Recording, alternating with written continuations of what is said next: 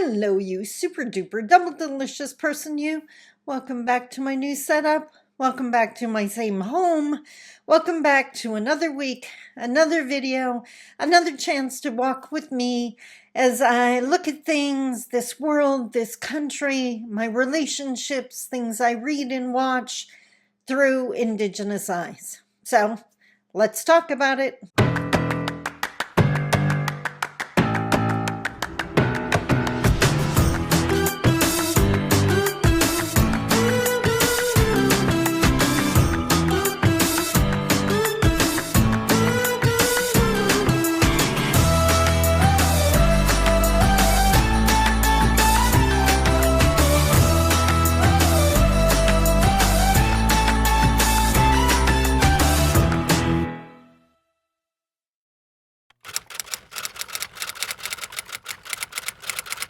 Bonjour, Mishko Poganong, Quain Adishnakas Mungdo Dem. Hi everyone, my name is Sandy Boucher. I'm Red Thunderbolt Woman of the Loon Clan, a proud member of Seine River First Nation in Treaty 3 territory in Northern Ontario. I'm a Quay, an Indigenous Anishinaabe, Ojibwe female, living in the city of Thunder Bay, and I work in the realm of Indigenous Canadian reconciliation. So one of the things I do is help non-Indigenous Canadian entities, whether it's universities, colleges, hospitals, or big business, to understand why their initiatives or engagements with Indigenous people are just not working to the way they hoped they would. I help give them an Indigenous perspective so we can truly build bridges.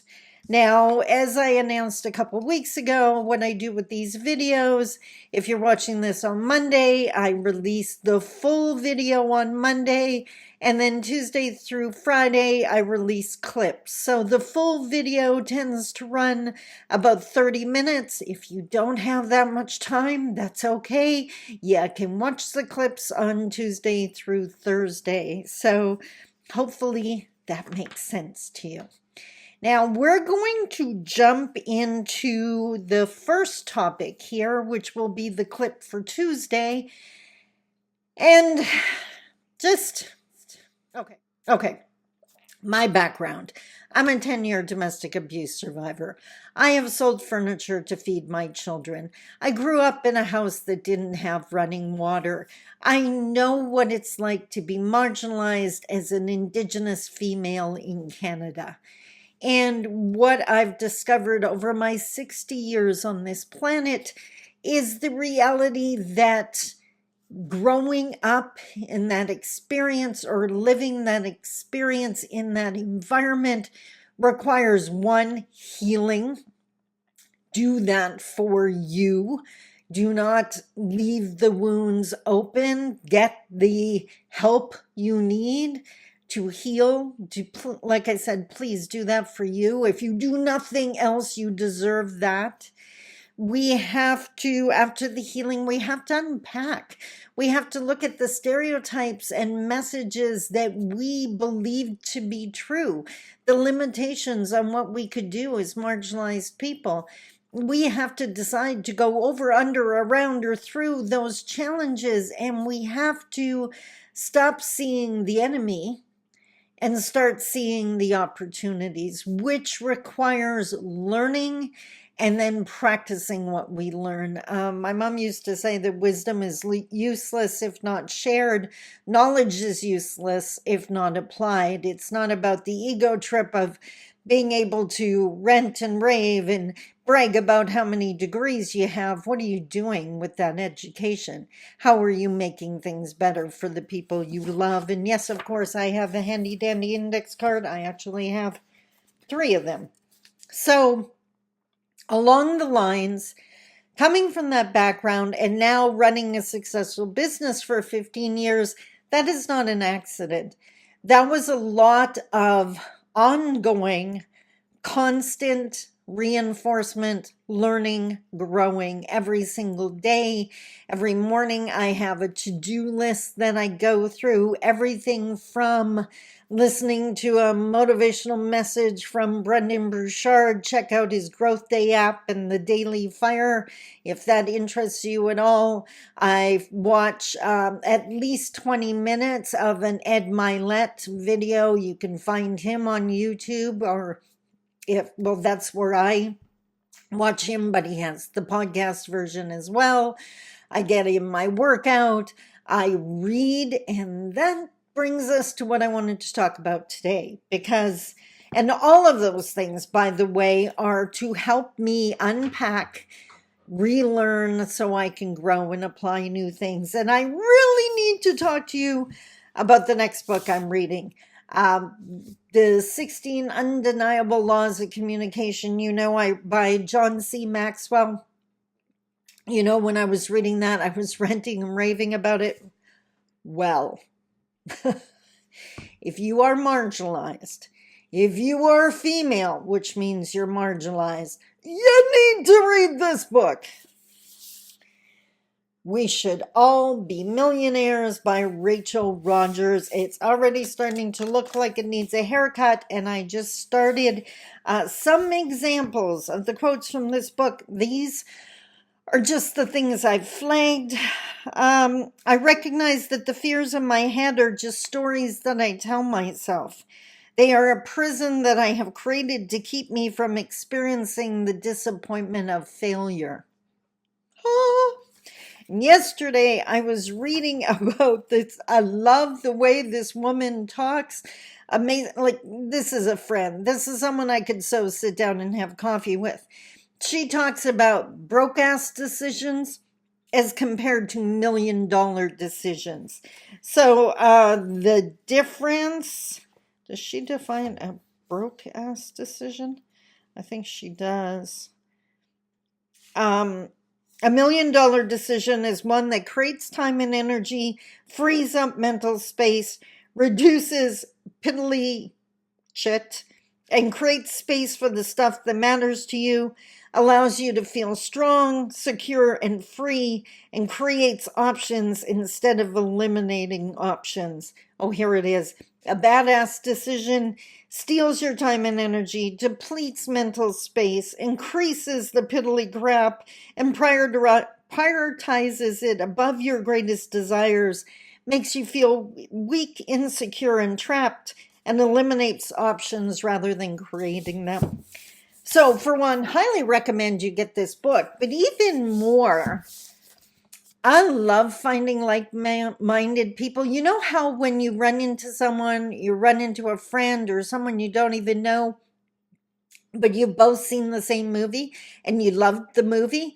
So you get to sit down and have this amazing discussion about the movie because you're able to reference things that people who haven't seen the movie wouldn't get. Well, that's what I would love to do with this book. What I want to do is kind of a temporary book club, I guess. I want you to go get the book. I want you to read the book. I'm going to continue reading the book.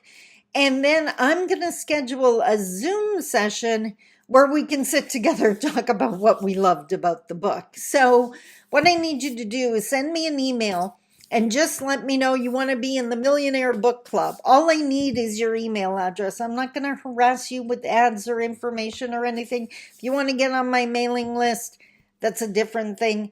This is just for this book club. So I am guessing that the Zoom will take place probably maybe closer to Christmas or in the new year, giving us time to read it. I will keep you posted on that. I'll give you updates. But again, email me if you'd like to take part. There's no cost. We're just doing this to celebrate something that is really going to help you unpack and get rid of that marginalized mindset.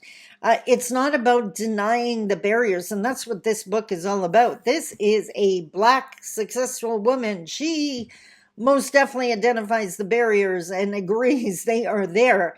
She just, like me, doesn't believe they have to stop you. So I would love to have that discussion with you. By the way, this is what really sparked this idea. One of the things I just finished reading, she asked you to journal on it.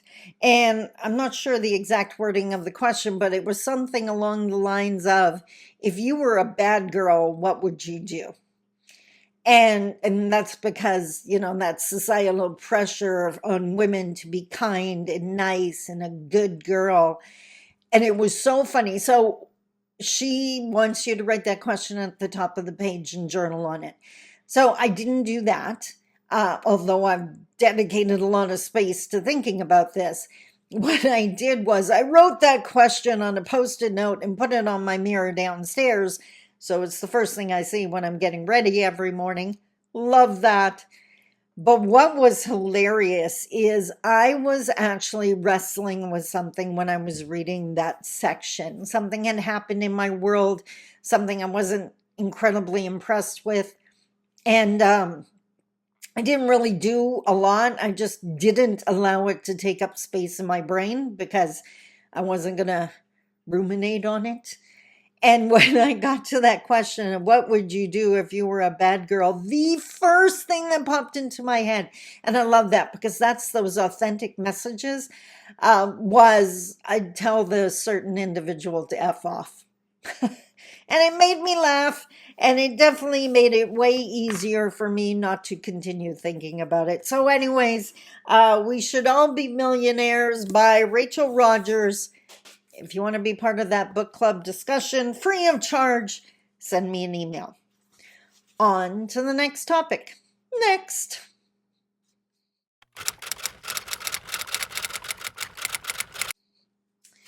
Okay, so this is part of the full video, or I guess it's going to be Wednesday's part.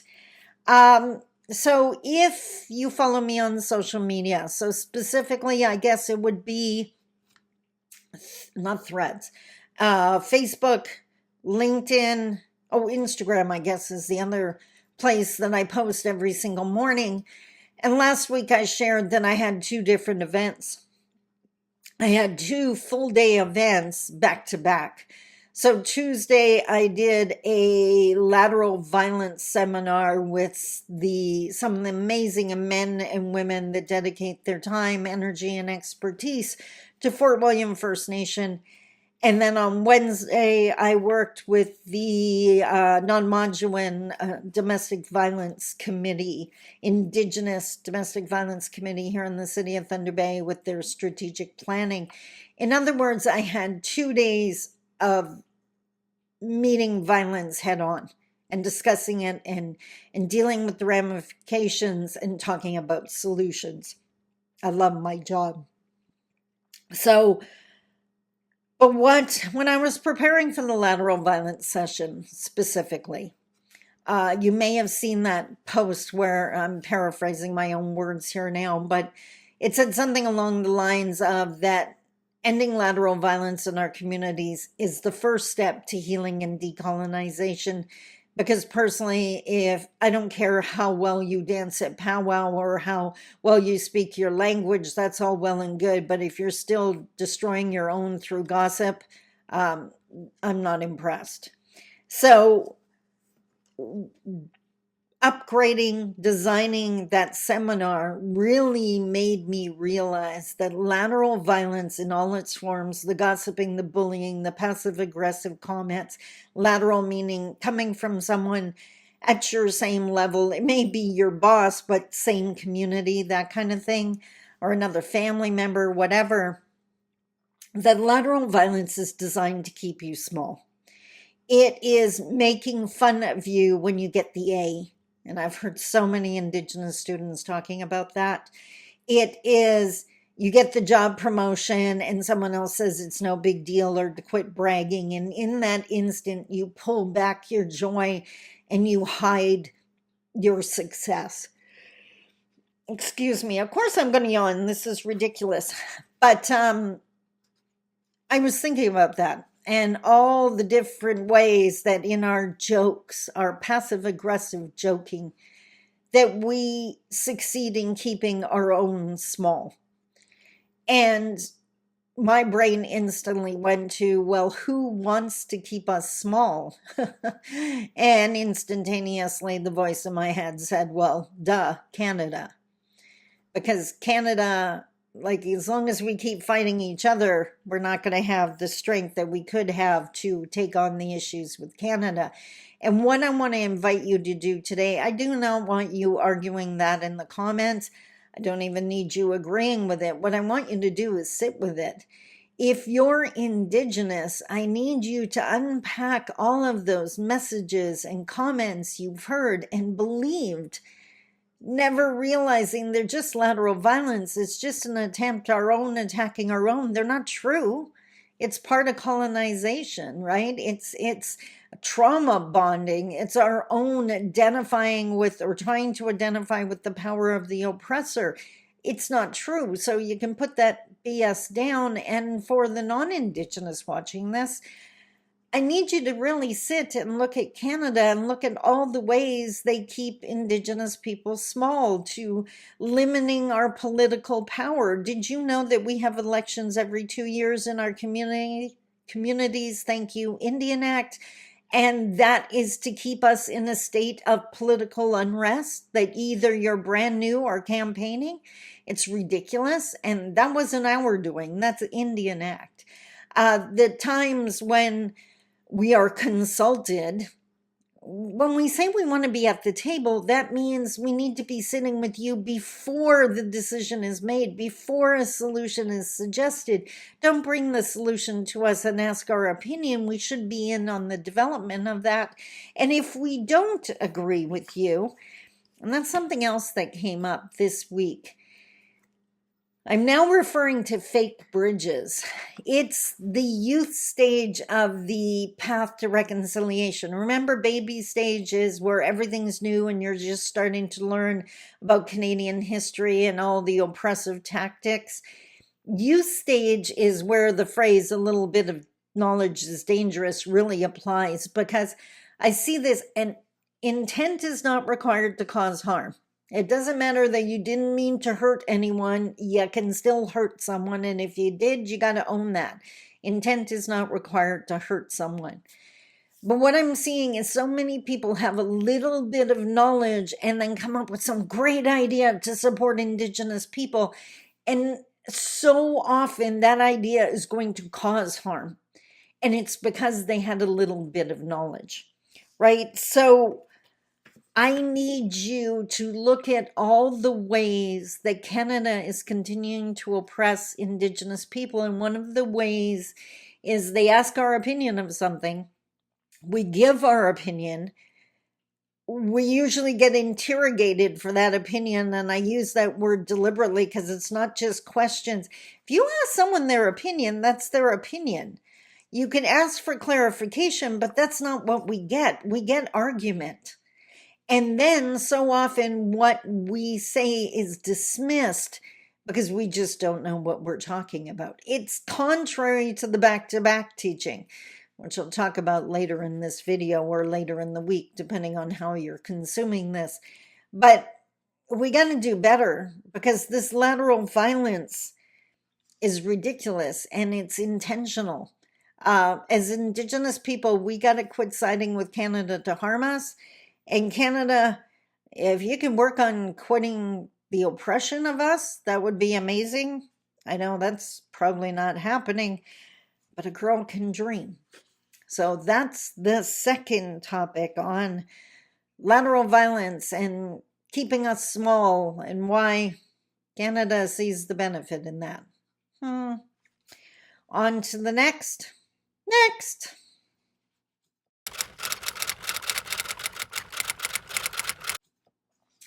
Okay, so the next one of the things I do as an Indigenous person is constantly not only taking note of what I just saw or heard or experienced or read, but analyzing it and reflecting on it, and most definitely looking to see if this new puzzle piece, how it fits in with my old puzzle pieces. So I want to go back a couple weeks ago when we were talking about September 30th. I guess it's almost a month ago now. Time's flying. when I was talking about orange shirts, and I put out a video that said, if you're going to wear an orange shirt, excuse me, and you're not doing anything else, don't wear the orange shirt because it reduces it to just being performative. That we need you to do more. If you are actively learning, growing, being an ally, whatever, then go ahead. But it's got to be more than that. And how, seeing everyone wearing an orange shirt made me want to scream, where were you yesterday and where are you going to be tomorrow? But then I saw an article. It was Kinew commenting on what he described as a sea of orange. The fact that Kinew is the provincial premier of the province of Manitoba. He is Indigenous and has, walked that path and has his spirit name and his language and dances powwow, just beautiful. And happens to be the premier of a Canadian province, which is just absolutely amazing. Hang on, did I freeze here? I think I did. So hopefully you heard what I had to say. So Kinew, Indigenous Premier of the province of Manitoba, and he was describing Manitoba, saying that it was a sea of orange shirts, and he was thrilled. So I had to sit back with that, and I was like, okay, because seeing a sea of orange here in Ontario, or specifically in the city of Thunder Bay, didn't strike me as a positive. So I had to unpack that. And then I realized, duh, of course he's happy. He is the Indigenous Premier of the province. The province of Manitoba is doing so much more than wearing an orange shirt. They elected an Indigenous, obviously Indigenous, practicing Indigenous person. That sounded weird. How do you practice being Indigenous? Practicing Indigenous culture, someone who actively practices their culture. They elected him as their premier. They are doing the search of the city dump, looking for the possibility that some Indigenous women are located there. They are, what else did I write down? Searching the landfills. Bottom line, after reflecting on all, kudos to Manitoba for one, like holy moly's, talk about setting an example, and two, based on all that province is doing, Wob, as premier, danced in his full regalia at a powwow and didn't face a backlash or any backlash that made any kind of news.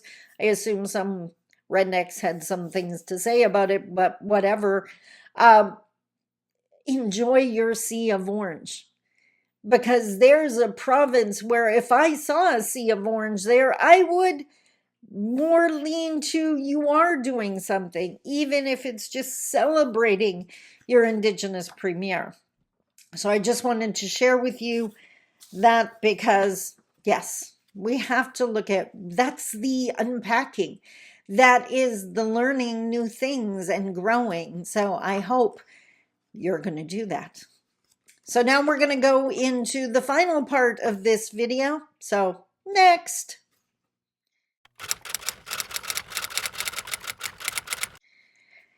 So last but not least, I get asked this every now and then, so I thought I would include it, kind of summarize it in this video. The teachings that guide my life. So as an Anishinaabe, as an Indigenous female, I walk with many teachings. I receive teachings all the time. Anytime you sit with an elder, you're going to receive teachings, and I am blessed to be able to do that on a regular basis. But what are the base teachings, the teachings that are a constant in my world and help me to walk a good path despite my past, despite the barriers, despite the Canada's marginalization of us? Like, what are the teachings that keep me strong and keep me using my voice to educate and build bridges and to empower Indigenous people? The first one, I don't think anyone that follows my videos are going to be surprised. It's the back-to-back teaching. The fact that if you stand back to back with another person, your partner, your co-worker, your child, your neighbor, whomever, a complete stranger, if you stand back to back with them and you both look around the area that you're in, whether it's a room or outside, and acknowledge, you can acknowledge in that point that you see so much of your surroundings, but there's a part you're completely blind to. And that also happens to be the part that is obvious to the person you're standing with because it's directly in front of them.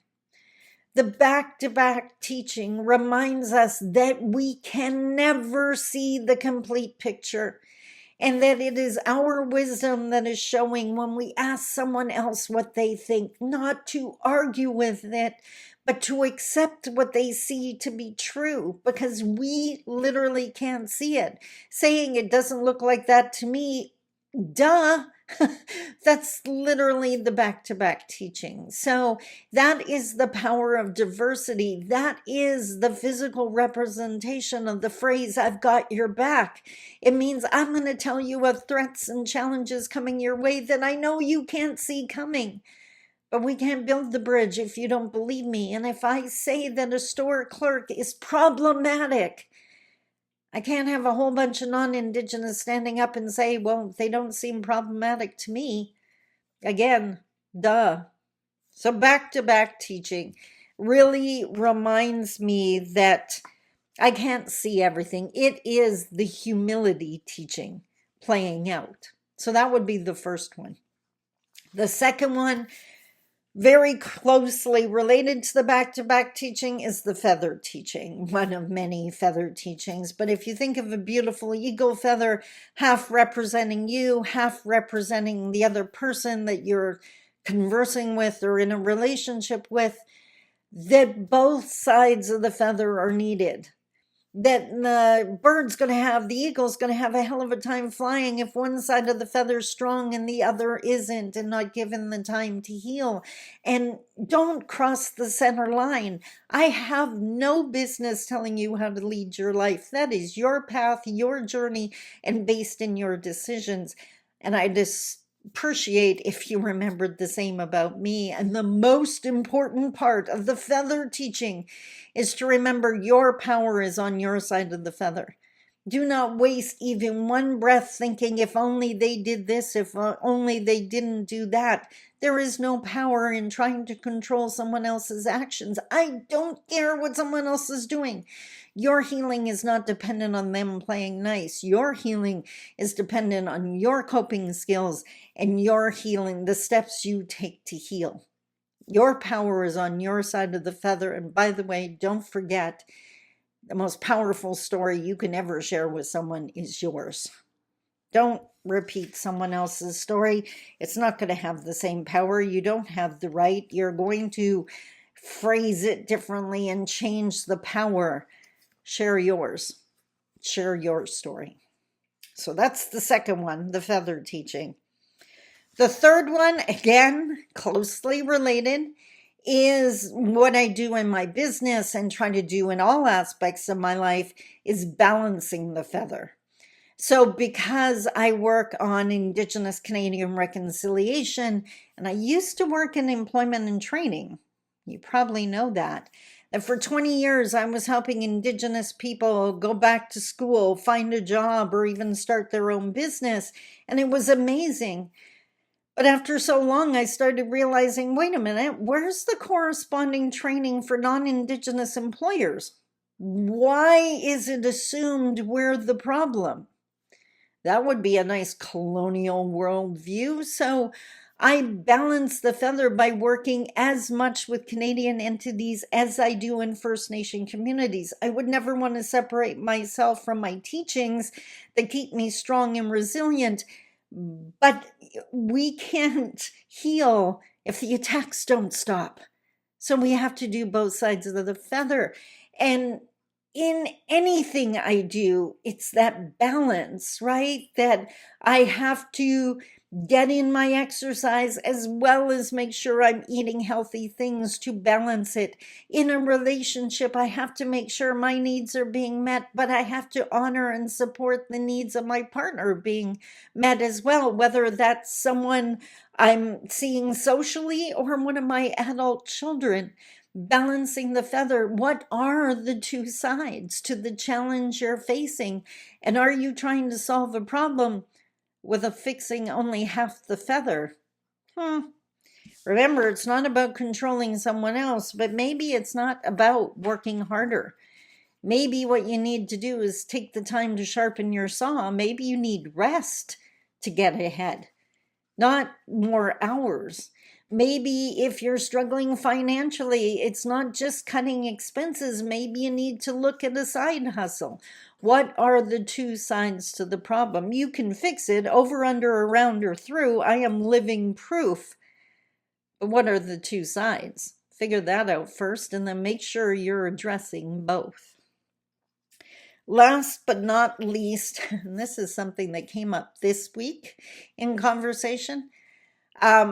I was speaking to an older individual, and she shared how she is still learning so much, and she almost seemed surprised by that. And I kind of smiled, and I just said, well, I thoroughly believe if we're still here, it's because we still have things to learn. When our learning journey is done, that's when we get to move on. So you're still here. You still have things to learn. Be open to learning them. I know, and I've shared this before when I've referenced Josephine Mandaman, who was one of my dear elders and friends who has passed on now, and how when I went to see her the last time, it was so obvious that she left it all on the table, that she was moving on, having given all she had. And that is most definitely my life goal. I want to be absolutely exhausted of life when I come to the end. I want to have laughed as often as I could, loved as often as I could, changed things, helped change, contributed, supported, empowered, encouraged, wrote as much as I could. I want to do all I can in the time here. I want to leave with absolutely nothing left, because you don't get to take it with you. So I hope, like me, you're doing your best to use it all up in the best ways possible. So I'm dying to hear what you thought of this video. Either you're going to comment on Monday on the full video, or let me know on Friday's video what you thought of the week. I definitely had fun shooting it. I have fun balancing my feather, and half of my feather is doing what I need to be doing what needs to be done in a given day. And the other half is just sitting back and receiving what Creator sends, because I know that's what I'm going to share with you in the next video, because that's how the world looks to me, through Indigenous eyes. You know I was going to say it. Until next week, I love you. Take care. Bye-bye.